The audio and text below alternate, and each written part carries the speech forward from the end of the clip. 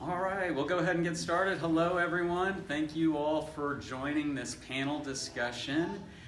This panel is titled Beyond Colonization, the Push for Cultural Inclusivity in Board Gaming. My name is Lance Goodwin. I'll be your moderator for this discussion. In recent years, we've seen an industry-wide shift away from themes around colonization, conquest, that sort of thing, moving towards more inclusivity, diverse storytelling in board gaming. We're going to explore that shift today. I am honored to be joined by two fantastic designers. Here on my far right, we've got Roberta Taylor. She's the guest here at the con. Designer of Creature Comforts and Maple Valley, both published by Kids Table Board Games. Her game, The Red Burnous, Algeria, 1857, tackles the theme of resistance against French colonization in Algeria. And then right here to my immediate right is Will Thompson, the designer of Paleo Vet and Winter Rabbit. The later of those games, Winter Rabbit draws from Cherokee folklore and explores those narratives in board gaming. So please give them your welcome round of applause. All right, so we're going to go ahead and get started. Let's start with a broad question for you two. Over the past 5 to 10 years, we've seen a greater push for inclusivity in board gaming. What positive changes have you noticed in the industry when it comes to cultural representation and inclusivity? I can start. So I've definitely seen some great changes. I've seen, in particular, because what I've been paying attention to, I guess, is indigenous creators in board games, and I've seen several new indigenous designers, and some of them come out with a game. Maybe they just have one game that they do on Kickstarter, and then I haven't seen anything else from them, but I've got a few that I've followed that have made really cool things, and I've seen a lot of themes come through in those that are starkly different or really take a different twist on some of the themes. And when I'm saying thing, I don't just mean the setting, the overall trappings of it, but the way that you interact with the game coming from that. And I really appreciated that, and it's really cool talking to people who have come to similar conclusions that I have from completely different directions based on that, because they've they're coming from a similar cultural perspective. You can go ahead and continue. I might have more. Yeah, so from the cultural diversity sort of perspective, I think I'm starting to hear from publishers that they're actively seeking out different voices, which we definitely, that's a thing that has been some folks being very outspoken and pointing out to folks, listen, you're only telling stories from one perspective, and so some of those publishers have started really looking and also asking, I'm a woman game designer, so they're how to get more women in, but also looking around and going, we have very few designers who are people of color or who are indigenous or whatever, and we're not there yet. We're really far from being there yet, but at least they're starting to look around and notice and ask, how can we support that, or are there people we should talk to? So I think it's very early stages for getting that from the creator perspective. I think the sort of thinking about different stories we've already seen starting, as far as sometimes maybe when they shouldn't even be telling them, but sometimes just actually being willing to consider other sort of not traditional, dudes on a map, or really basic kinds of board game tropes there. Yeah, I think there's a couple different levels of it, right? Because old school games, a lot of them just looking at things from a very European perspective with very European actors and very European depictions of people. And then you get this next layer of starting to maybe still have European designers, but they're starting to look at the history of things a little bit better, be a little bit more careful about how they depict things, a little bit more accurate, maybe involve some cultural consultants or things. And that's the next level up. But then the next level after that, involving actual diverse voices as designers, as co-creators from the very beginning, and I think we're starting to move into that next level. And then even just, self-representation, which is really the thing that you want to see the most.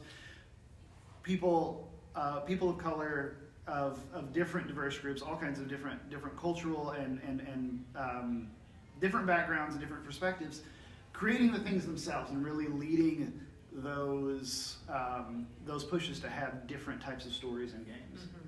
Absolutely. You both kind of already talked about this just a little bit, but do you feel that the shift has been primarily pushed from publishers, designers, the market? I think at the end of the day, publishers are business people.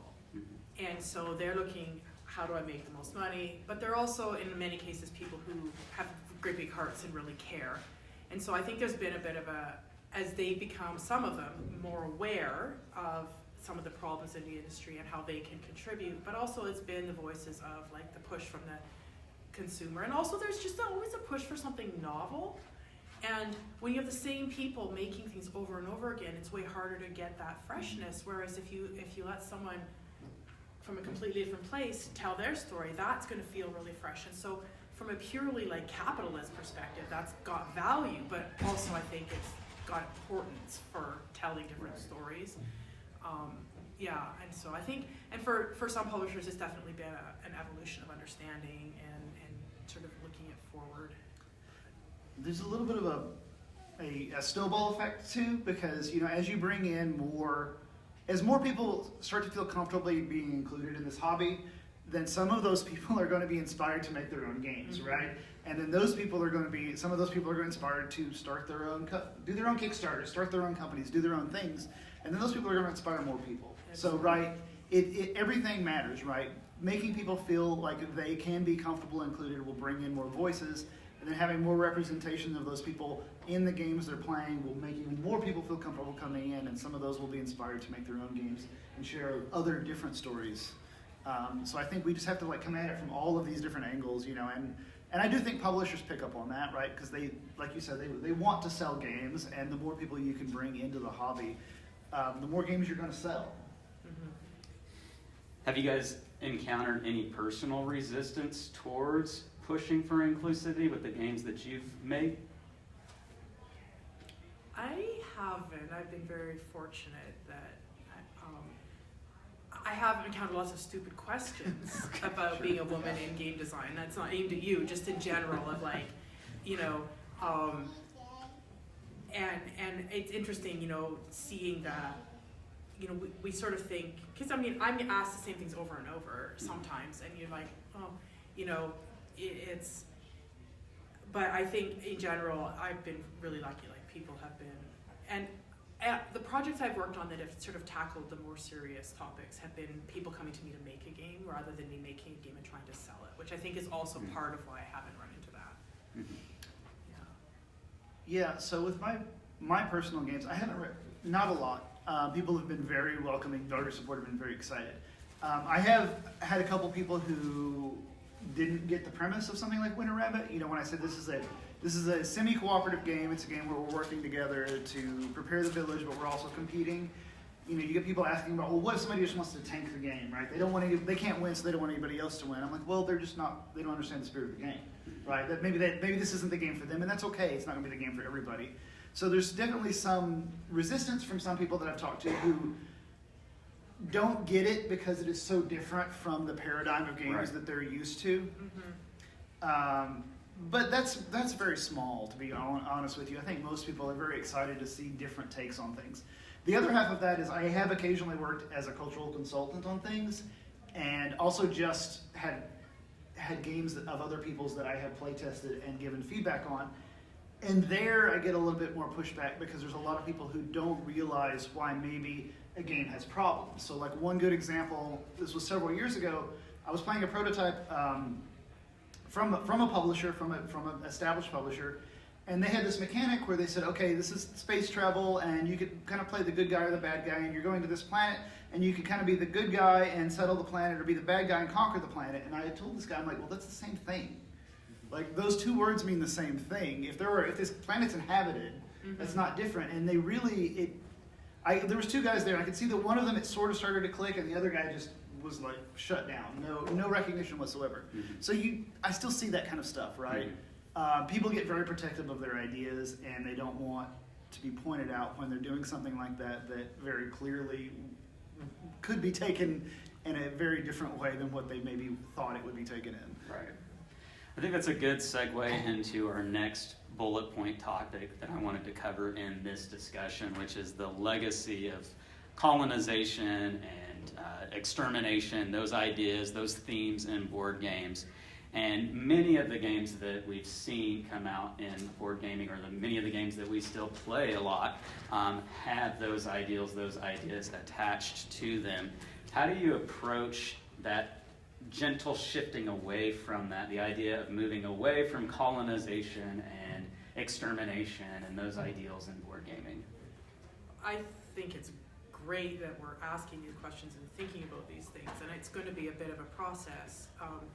I mean, people don't think about where ideas of colonization rear their heads. People don't realize the reason they renamed Settlers of Catan to Catan was to try to distance themselves from the fact that you are in fact playing out a colonization in that game, but the game is so hugely popular, and so that seeing new games come out, being more aware and trying to pick different themes, tell different stories, or talk about resistance, talk about some of these other things. I think it's a really important balance because the history of the hobby is just steeped in. I mean, we have wargaming, which is just historically, I mean, it was born out of like actual use for military, and then as a hobby, it's about playing the role of the conqueror, the victor, the hero, and tends to ignore,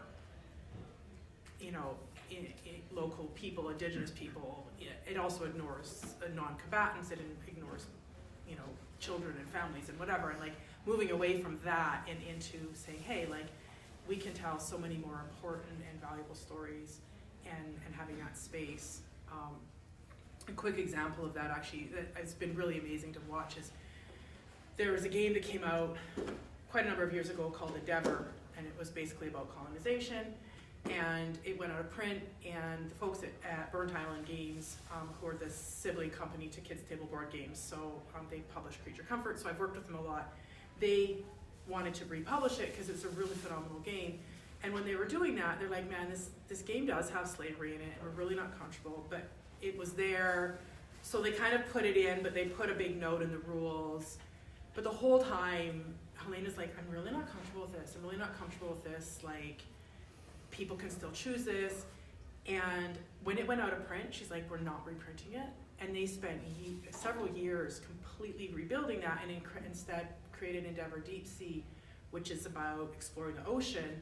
And same mechanisms, really, really phenomenal, but absolutely completely left that topic. And I think that showing that learning and understanding and changing how you do it is a really good example of what can happen when you start thinking about this and how your part in telling that story can matter. Yeah, I think so. Like as I was designing Winger Rabbit, I was kind of thinking along some of those lines, right? Because I was thinking about it a lot of ways how to incorporate Cherokee Indigenous values into the game, not just in the setting, but in the mechanics and things. And I had a discussion with some other game developers, some other people in the Indigenous game community who were talking about 4X games, and we sort of kind of together wrapped into this idea that we ended up calling 4Cs. Because the 4X game, if you're familiar with it, it's a genre of games, and the 4Xs are explore, expand, exploit, exterminate, right? These are games where you're just doing colonization, you're just doing imperialism. So we came up with this idea of 4Cs. So it's cultivation, continuation, conservation, and competition.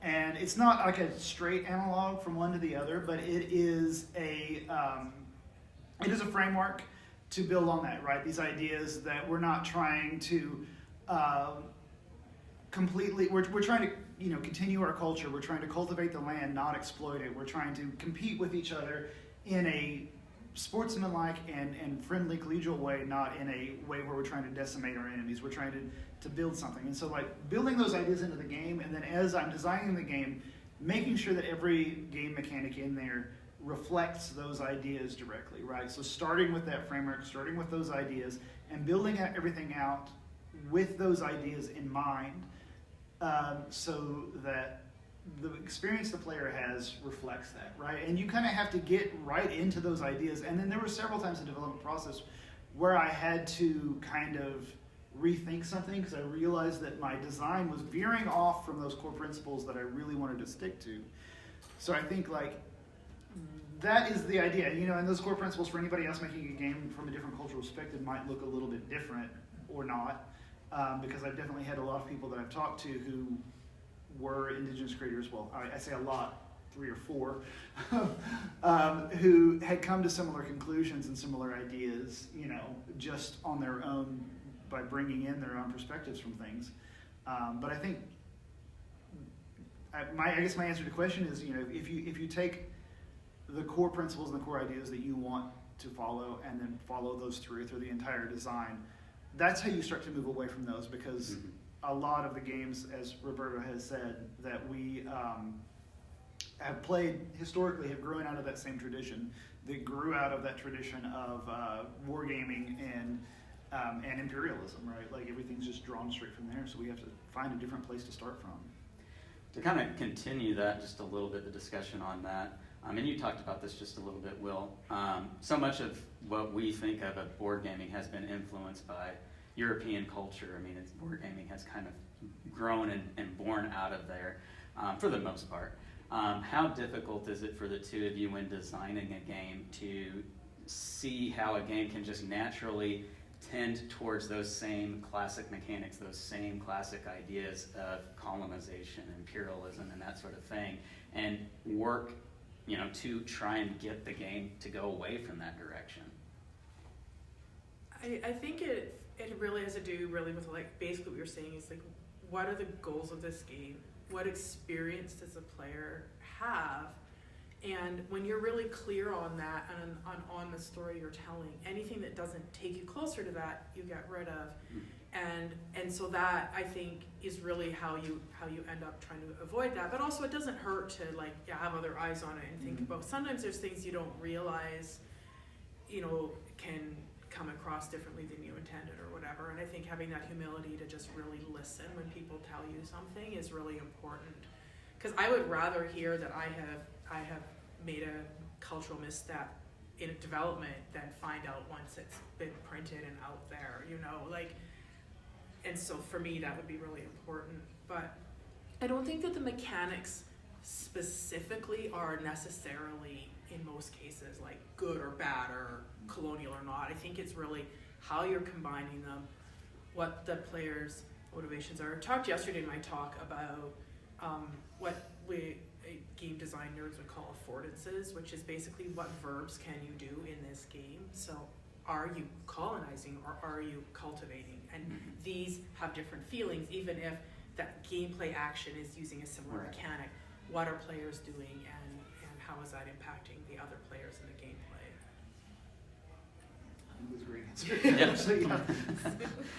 answer. What responsibility do you feel that publishers play a role in this idea that we're talking about? I mean, ultimately the publisher's going to have their logo on the box, and if the thing you create is causing harm in some way, if it's perpetuating stereotypes or misinformation or whatever, it's on them, right? They put it out, they're the last stamp of approval on it. So I think they have a lot of responsibility in that, right? And I think understanding how to look at these things is important, because, you know, they're going to have designers coming for them, and those designers might be from the background that the game is set within, or they might be from somewhere else, right? And if they're from somewhere else, they need to make sure they bring in voices that understand that setting, whether a culture consultant or whatever, to make sure that those things are done respectfully and correctly. Like, it ultimately is on them at the end. Yeah, like, I take my responsibility as a designer very seriously, but yeah, they should be the, ultimately, if there's something wrong and it's missed, that is their job to try to, and it's easy to sort of like get distracted by, oh, this could be really profitable. People, we know this audience, we know we can sell this thing, but I think that that's just lazy, because there's so many markets out there and so many other like there's lots of people who will play games, and so just because you know this particular niche will like this game doesn't mean you couldn't find an even more lucrative and exciting place to sell a better story. Right, and gamers are looking for novelty. They want new things constantly. And that's what publishers are looking to publish, is things that are new and looking at things in different ways. So just going back to the same old stories and the same old ideas is just going to get tiring for people. Like, people are going to get tired of that. So we have to do that. We have to keep looking for new ways, and then those ways have to be, appropriately, sourced and developed. Right. Bringing real-world culture into games, whether it's historical or modern, it requires a great deal of care and responsibility. Could you all please speak to what some of the biggest challenges that you all have faced in designing your games, trying to bring in cultural themes responsibly? So I have an example of, I was asked to create a game by a group that grew out of an anti-racism project in Edmonton, Alberta, where I live. And it's a game about the history of treaty in our area. So in Canada, a lot of our Indigenous groups, we have numbered treaties historically, and we live in Treaty 6 regions. So that was the 6th major treaty signed in the history of these things. And to help people understand the history, they thought a board game would be great, and absolutely agree. So we talked a bit, and then we're meeting with our Indigenous consultants and the elder that they brought on, and we're talking about this. And I had sketched out my rough ideas, and we have some of the major pieces that we need people to understand is the decimation of the buffalo and the residential schools, and basically the theft of the land from a lot of these communities. And so I'm like, yeah, and the elder said to me, like, you can't end the story there because we're still here, and you have to end this story with hope. And I was very humbled because I realized that I was so fixated on the tragedy that I had overlooked the fact that these communities are still here, and in ways they're thriving and they're healing and they're growing, and it would have been a horrible disservice to stop and to tell the story the way I initially thought it should be told. And for me, that was just this huge moment of like, this isn't just lip service. We absolutely cannot tell these stories without really listening to the voices of the people who are invested in them.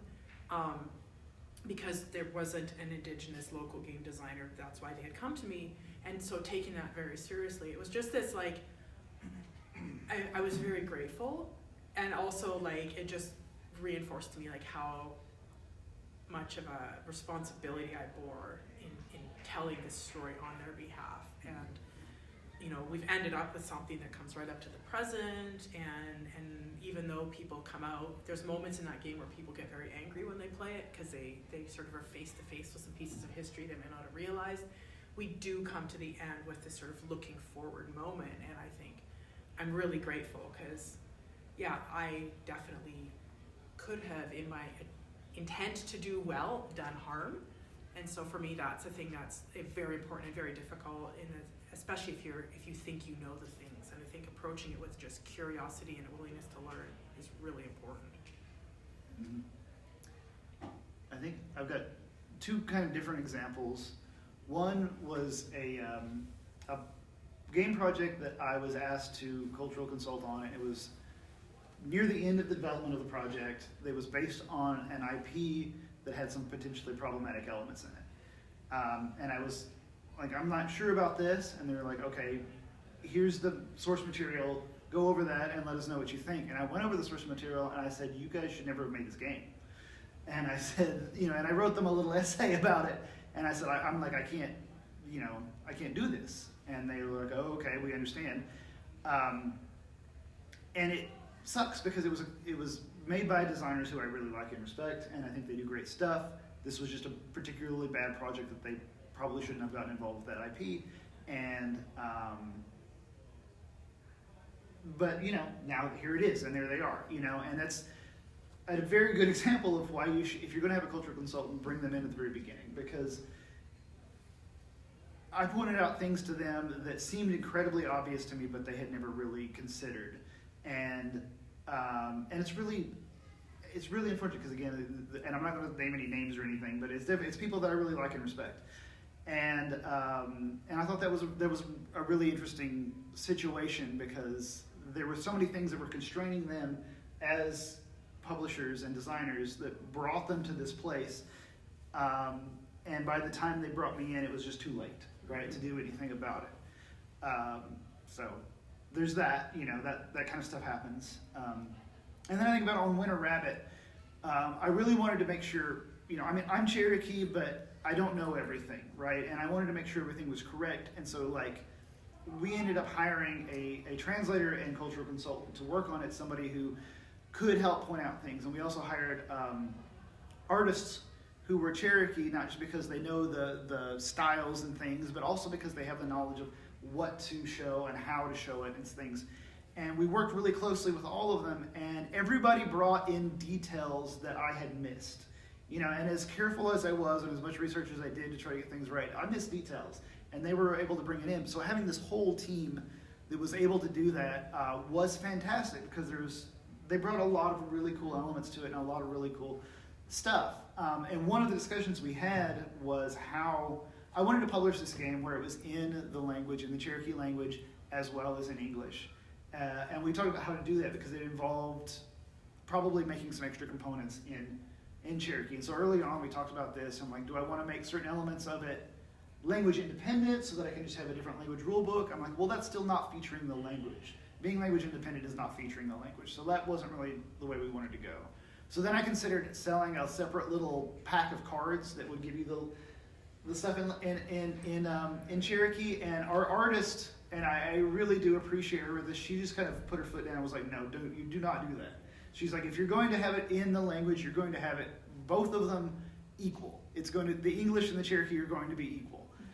And so I was like, okay. And so, Dave and I sat down, my business partner and I sat down, and we did the math and figured out how to do it and budget it. And we're like, okay, yes, we can do this. And so the final version has another set of cards in the box, right? And another rule book, and the backs of the player boards are in Cherokee. So you can play the whole thing in the language because I wanted to make sure that the game was equally Cherokee and English. The only part that's not is the back of the box, but that was very important, and I really appreciated them calling me out even, right, when I was thinking about, okay, I want to sell this extra thing. And it's just like, well, if people want to play in the language, they have to buy an extra thing that's not fair. That is a very good and valid point, and I'm glad we changed it. And so I think, your whole team needs to be there, and even if you are in and know that culture, you've got to have more perspective than just your own. Those things are necessary. Just a quick follow-up question for both of you on this. And we've talked about the responsibility of publishers and designers. Have you all received any pushback from audiences? So when we announced the Red Burnous, which, if you're not familiar, because it's fairly obscure, is a feminist war game about the French colonization of Algeria, deals with the final conquering by the French of the Kabyle people in 1857, and was incredibly brutal to design because it's an absolutely horrible, brutal colonization. And when we announced it, my approach to telling this from a feminist and anti-colonial perspective was you only can play the Kabyle people, you cannot play the French. I'm like, no one's playing the colonizer in this game. And it's cooperative and you're just trying to survive through the year without being conquered. And the French will come back next spring, but you gotta find your wins where you can. And immediately on Twitter, we had these war gamers, well, why can't I play the French? I wanna play the French. I'm like, well, you just can't. And so I was really curious, how is this pushback gonna impact us? I think basically it didn't, in the sense that these are people that, they wanted to have their say, but when people actually got the game and played it, when we're getting reviews, people understood very quickly what we were trying to do and were really appreciative of it. But there was that initial instinct of, well, I must play the hero, which I mean I would argue the French really weren't, but the Right. strong one. I want to be the winner, and because a lot of wargamers knew the conflict, they knew how it ended, but by subverting that, we caused them this moment of consternation. But I think mostly they either never played it or got over it. I haven't really felt a lot of pushback from players. I think people have been really positive about things. Like I said before, I definitely have had a few people who it just isn't for them, or they don't like the semi-cooperative format, and there's certain things about that they just, the spirit of the game and the way it goes, it just isn't from them, and they pretty quickly are just like, okay, and move on, and that's fine. Everybody's got a style of game that they like, and if this isn't for you, cool, okay. Yeah. Well, let's talk about looking ahead, the future of board gaming and where things can and should go. Where do you hope to see the industry continue on with this push?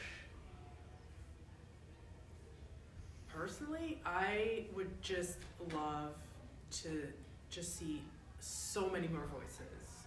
I like Elizabeth's list of women designers to stop mattering. I would like it to just be normal. I'd like to know more than a tiny handful of non-white designers. I'd like to just be seeing so many more stories, and partly out of selfishness, I want to see and play new and amazing things, but also because I think there's just so much richness that we miss out when we just have things really homogenous.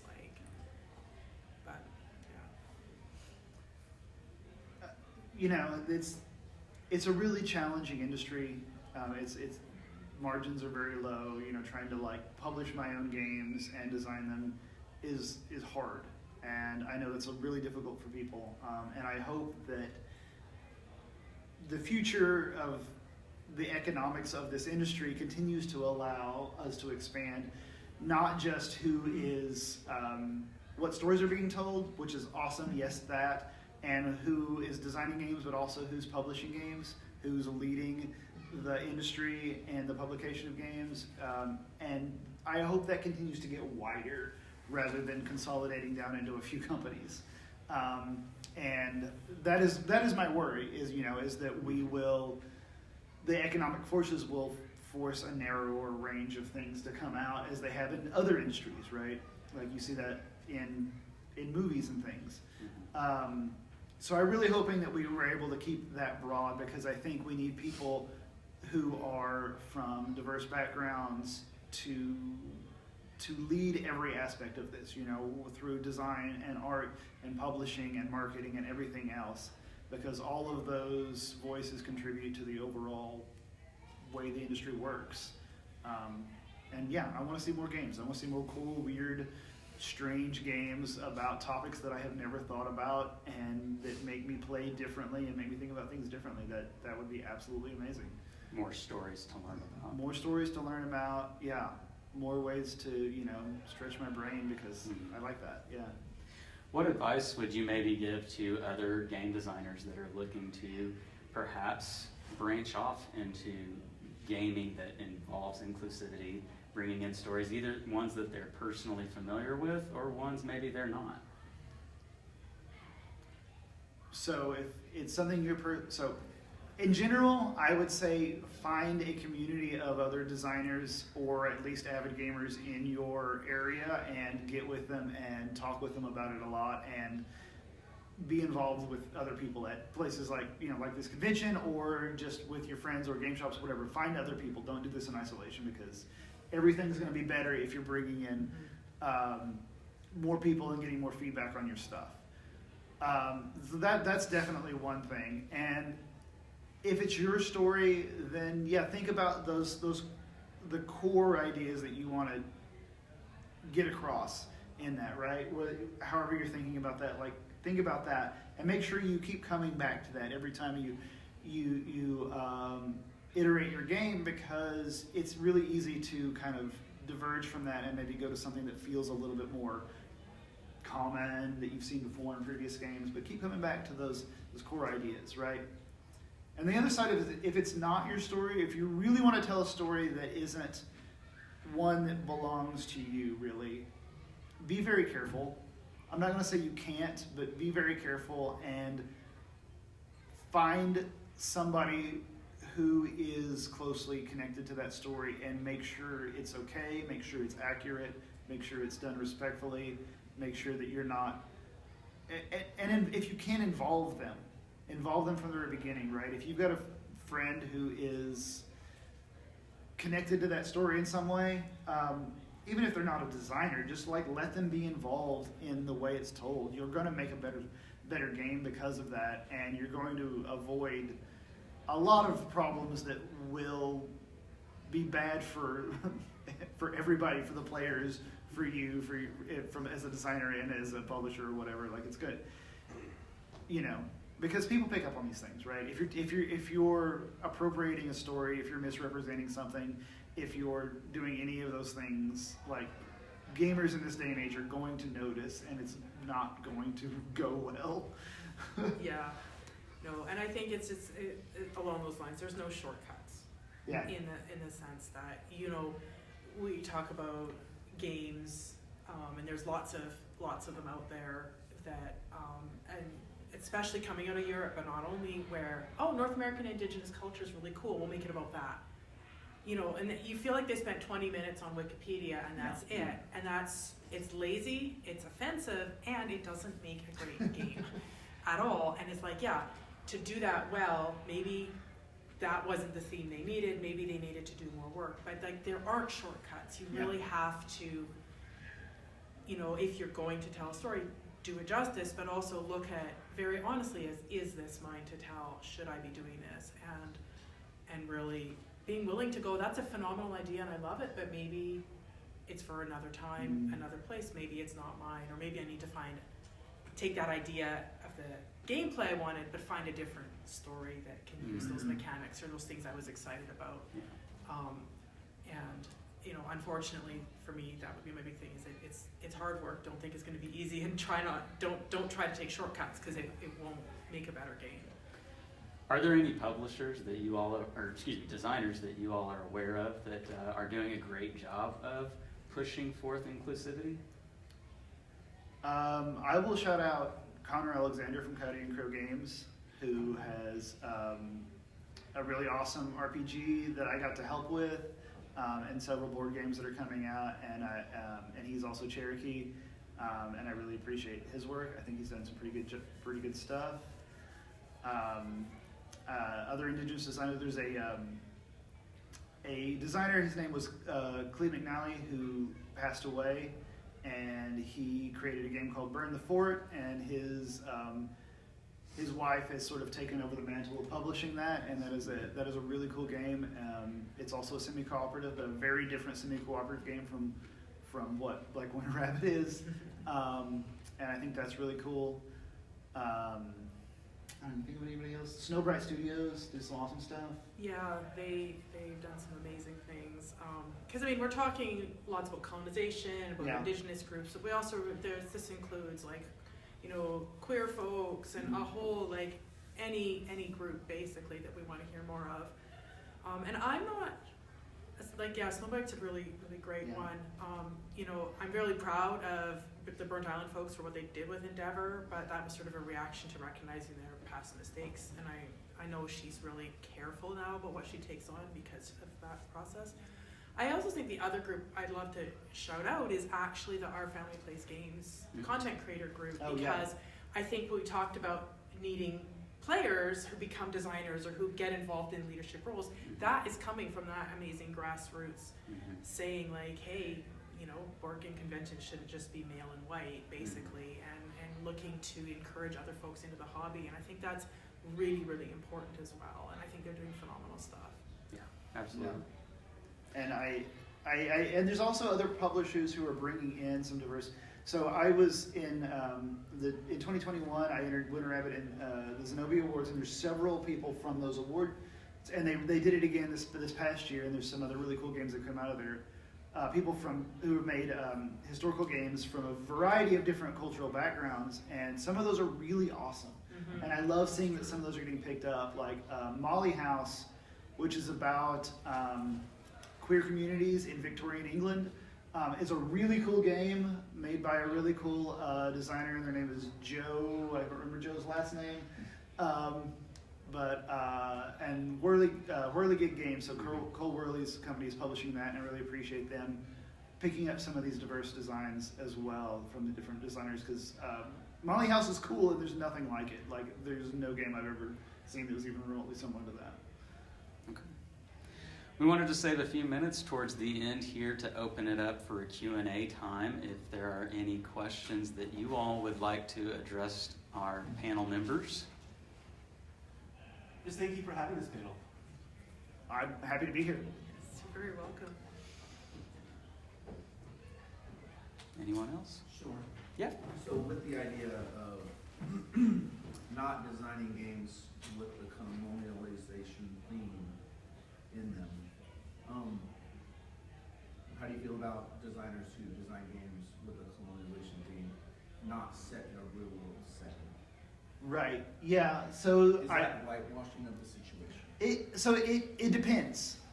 So I know you can think about things like terraforming Mars, right? Which you're colonizing Mars, but Mars also being a uninhabited place, right? So in theory, you're not doing any harm. So this depends, because it depends on the underlying story, right? Because you've got these, colonization has these underlying stories about like manifest destiny and humanity's, or Europe, by humanity I mean European, their destiny to have all these things and take all these things. So if you are just whitewashing it basically by moving it to outer space and taking the indigenous people out of it, if you're still telling those same stories of manifest destiny, then it can still be a problem. I think there's ways around that. I think there's other stories you can tell in that same kind of setting. But you have to be careful about it, because one of the big problems with the colonial narratives was just erasure, right? It was just the assumption that North America, for example, or the same thing you could say for Australia or anywhere, was just empty, right? It was just there, this vast wilderness for the taking, which is not at all true. This was an inhabited land with 100 million more people on it. So you can very easily just take that same narrative and plop it somewhere else, right? And I think the way to fix that is to not have it be about conquest and like grabbing as much land as possible and all those things, right? Find another way to tell the story. Like maybe you're not corporations trying to gobble up as much of Mars as possible. Maybe you are different styles of government trying to create sustainable colonies that are inclusive and looking at things differently, right? Find a different system, like a different core story to tell with that, and I think you can still tell a story about terraforming Mars or whatever. Does that answer make sense? It does. It covers Yeah. the question. Is there anything you wanted to add to that? No, that's good, because sadly it depends. It's not Yeah. the satisfying answer, but it's sometimes the right one. Yeah. Anyone else? Yes. I assume from what you were saying that the North American designers are leading the change, and with who's leading? Is it more like the European or the North American? And do you see more resistance between the two, or? Okay, so as far as like which of those two groups is so I guess that's hard to answer. I will say that from European designers that I have talked to, I feel more resistance from them. I feel that they have less of an understanding of why these issues are even issues. That's not to say that that's universal, and there's definitely a lot of nuance there, but I definitely, when I try to talk to people, the designers from the Americas seem to be a little bit more receptive to That's those what I thought, ideas. 'cause I don't think they relate to the issue as much as we do, like in this part of the. Yeah, they don't. They tend to just kind of not even understand why there's an issue there, right? And it's almost not even in a way that's in any way, like if somebody's going to be racist, it's probably going to be somebody from the United States that's racist, right? Somebody from Europe just doesn't even click. They just don't even get it. They just don't even think about it, which might still be racist, I don't know, but they just have no awareness of it. So do you think the change also happening in the European games, or it's not happening also? I think so.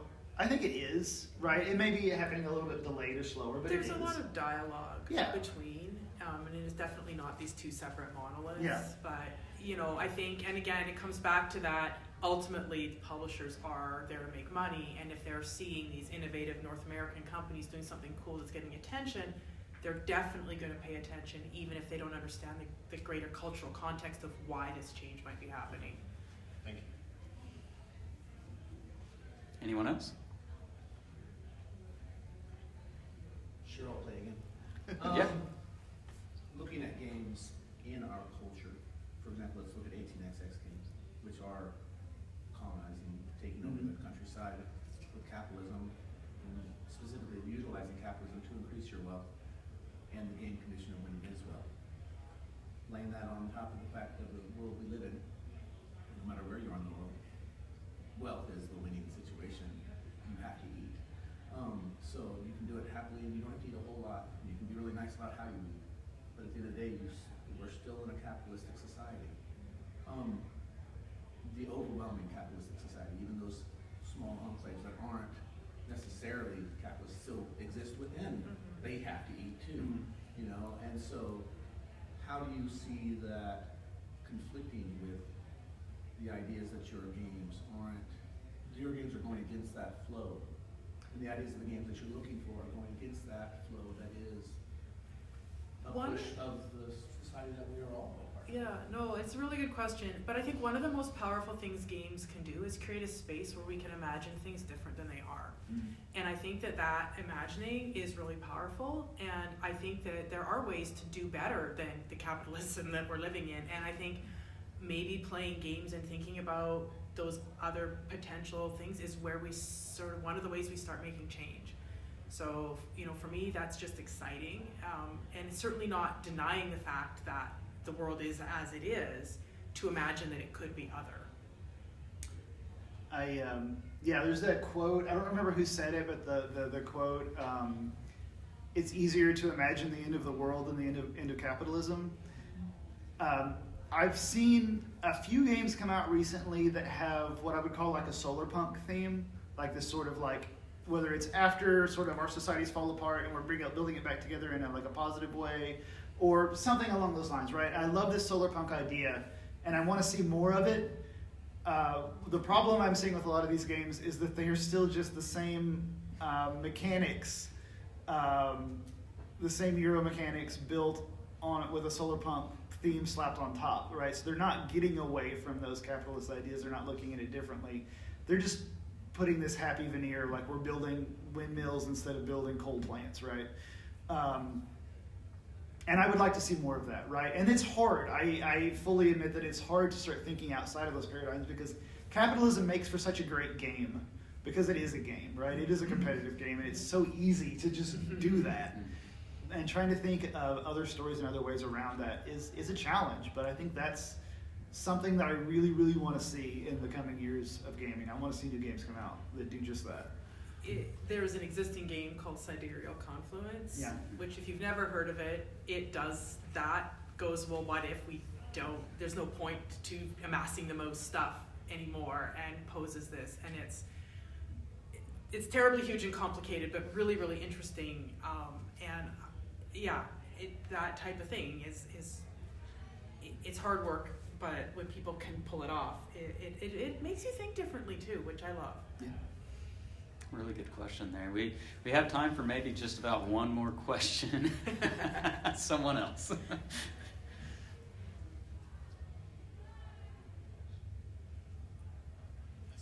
Yeah.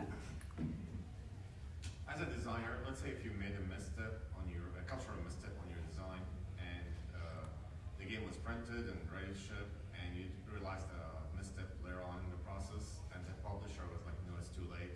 What would you do? Would you address it? Would you let it slide, or hopefully no one will notice, or what would you do? Someone's gonna notice. Someone's going to notice. I think you'd want to address it. Yeah, you definitely want to address it. You want to say that we recognize this. We didn't know at the time. We have learned. Any future things that we produce are going to fix these problems.